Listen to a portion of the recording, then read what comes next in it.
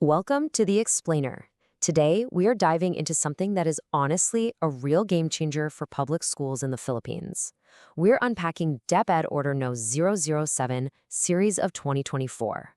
Now, if you're a teacher or school head tuning in, you already know the heavy stress of the old school-based management system, or SBM. Well, go ahead and take a deep breath.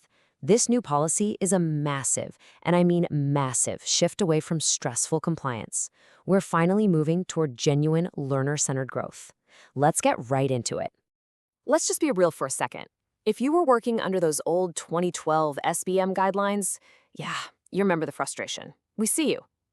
Over time, SBM basically turned into this massive burden. It was like climbing a mountain of repetitive paperwork just to prove your school's level of practice, right? It became way less about actually improving the school and more about just surviving the paper chase. But thankfully, DepEd listened to the feedback.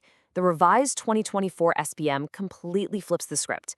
It replaces that exhausting grind with a system built around intrinsic motivation and genuine continuous improvement. So here's our roadmap for today's explainer. First, we'll look at why SBM needed a revision. Then we'll check out the new conceptual framework, followed by the 6 SBM dimensions. After that, we'll walk through the self-assessment process and wrap up with roles and responsibilities.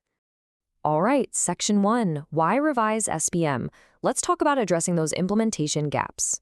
To fix the issues of the past, DepEd really had to redefine the core anchor of the whole system. And that new anchor is the continuous improvement process. Basically, it's a methodology to continually assess, analyze, and act on performance improvement, with a huge focus on what stakeholders actually need. So what's the big takeaway here? Well, schools are no longer expected to just jump through hoops and chase high numerical scores to impress some external evaluator.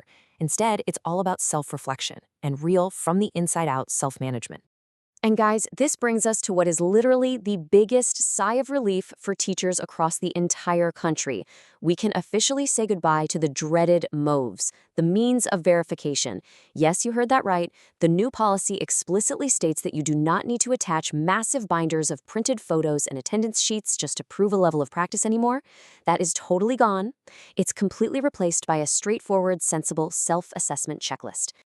Moving right along to Section 2. A new conceptual framework, focusing on the SBM cycle. So, with the nightmare of that administrative burden finally out of the way, how does this new system actually work? Well, it operates as a really dynamic, continuous cycle. If you look at the outer rings here, you'll see that internal and external stakeholders are now actively tied into a loop of assess, plan, and act. They're expected to be self-reflecting, self-managing, and self-improving.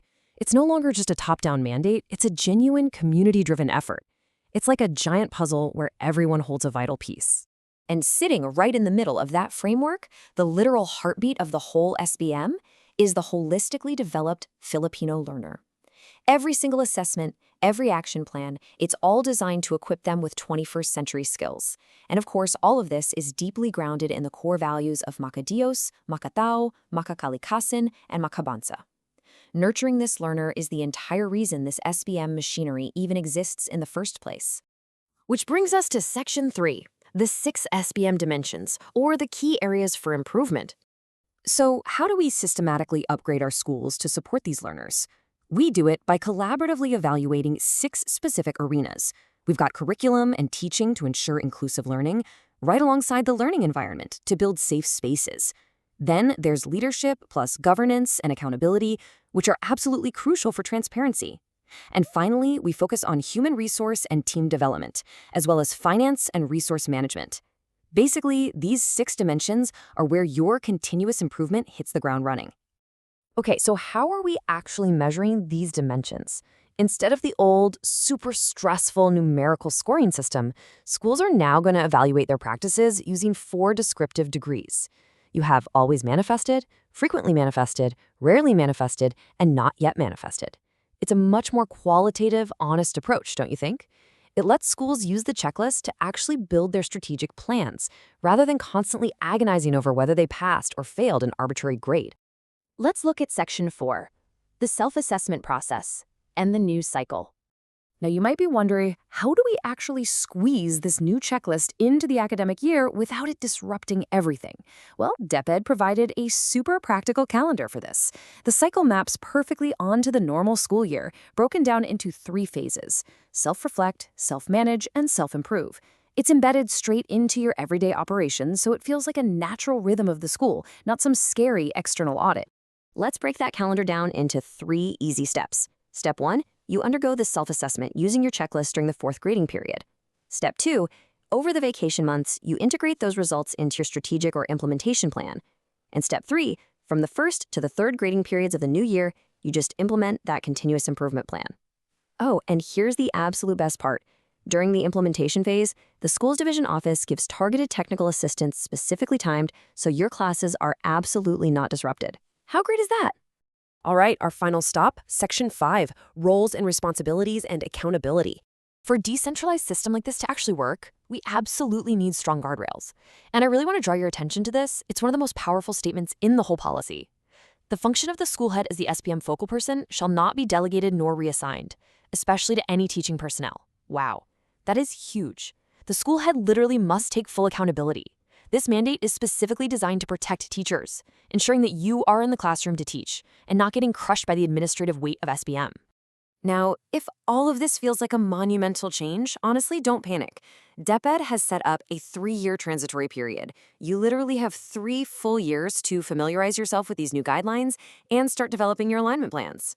While you're doing that, the SDOs, regional offices, and the central office are going to be setting up technical assistance and running national orientations. So, you aren't expected to have it perfectly figured out on day 1. You're just expected to start the journey. And that brings us to the end of our explainer on DepEd Order number 007 series of 2024. By cutting out those grueling means of verification and shifting us toward an honest, self-reflective cycle, DepEd has honestly given school communities a massive opportunity. So I want to leave you with this final thought. Now that the heavy burden of endless paperwork is finally lifted, how will your school use its new freedom to truly center the holistically developed Filipino learner? Thanks so much for joining me today, and here's to an incredible, positive change in your school community.